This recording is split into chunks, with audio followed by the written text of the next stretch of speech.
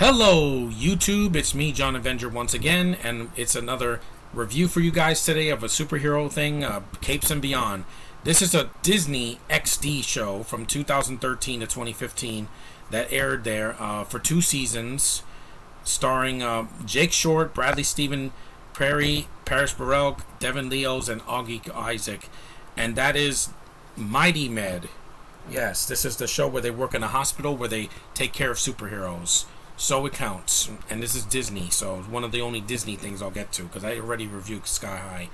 This show came out, and while it's not as good as Lab Rats, it's still better than Lab Rats Elite Force, because that's when they combined the two and it didn't work. There was a crossover episode with the characters from Lab Rats and Mighty Men all together. It was really cool, very funny, good interesting ideas. The premise is, while at a comic book store called The Domain, which is located in Philadelphia, Pennsylvania, so they're from Pennsylvania, 2 boys named Kaz and Oliver find themselves in a superhero hospital called Mighty Med upon finding a secret entrance at the local hospital. They become doctors and youth observers at Mighty Med under the supervision of Horace Diaz, who's basically like a Spanish Tony Stark, just crazy. I love bridges! Yeah, he's at least got a character. Despite the fact that they are normos, aka humans, a term given to ordinary humans. Kaz and Oliver would often work on various injured superheroes while having some misadventures along the way that would involve encounters with various supervillains, which, yeah, the first season was definitely better than the second season, because once they turned Skylar into a villain, it just went down for me. It wasn't as good. And I like the cast. I think the cast is funny, mostly. Bradley Perry and Jake Short have great chemistry as Kaz and Oliver. They're very funny together. You know, they have a spark on screen. They have good comedic timing. And I like their characters. Paris Burrell was cute. This is her first acting debut, so I'm not going to give her too much flack. She was very young at the time, a teenage girl, but she's in her 20s now. Beautiful Asian mix. Good.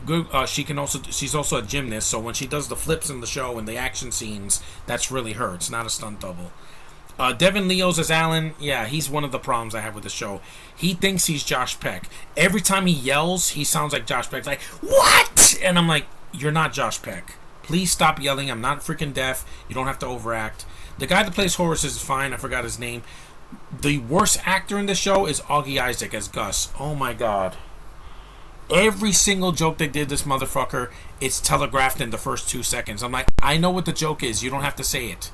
It's not funny. And I'm not going to blame Disney for that, because again, they hire robots to be, children. They grab a child from out of nowhere and just throw them in a show and say, be funny. That's not how it works. You have to have good comedic timing and good writing. If you have shit writing for this character, it's not going to work.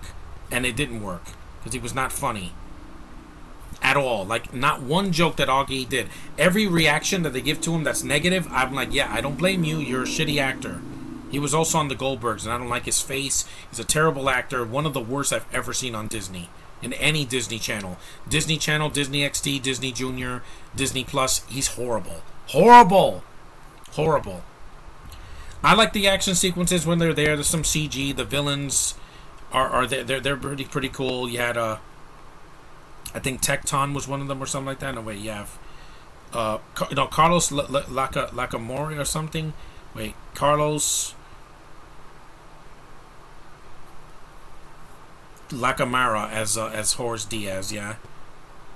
You also had these other characters that are like similar to DC or Marvel characters. There's literally a guy that's just like Captain America, except he has a yo-yo instead of a shield.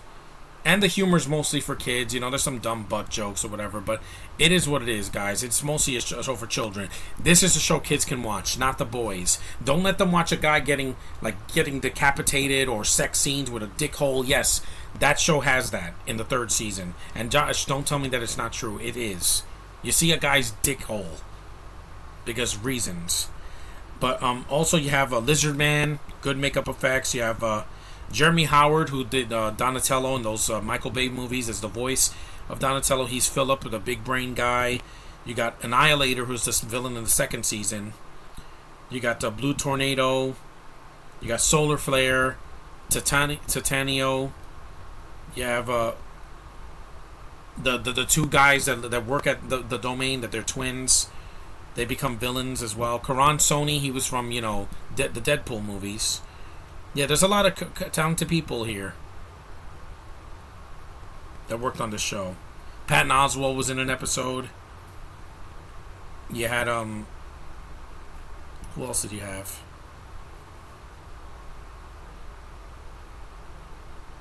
Mr. Quick. You have Megahertz. He's the one of the main villains in the first season, played by James Ryan. Tecton. Yeah, he's the guy with the beard. He looks like Aquaman. Yeah, it's a good show. One of the characters I thought could have been cut entirely, besides Gus, because he's god awful, is what's her name? Jordan, because she doesn't do anything. She's only in 11 episodes, but she doesn't do anything. She's either boring or annoying, or just, she's like, she talks to Paris Burrell's character. Skylar has to go to school, so she has to change her name to Connie, and they have no spark. You also had another girl, that's in the show too, a blonde. No, not Pernilla Nylander. It's another character. No, it's Mesmera. No.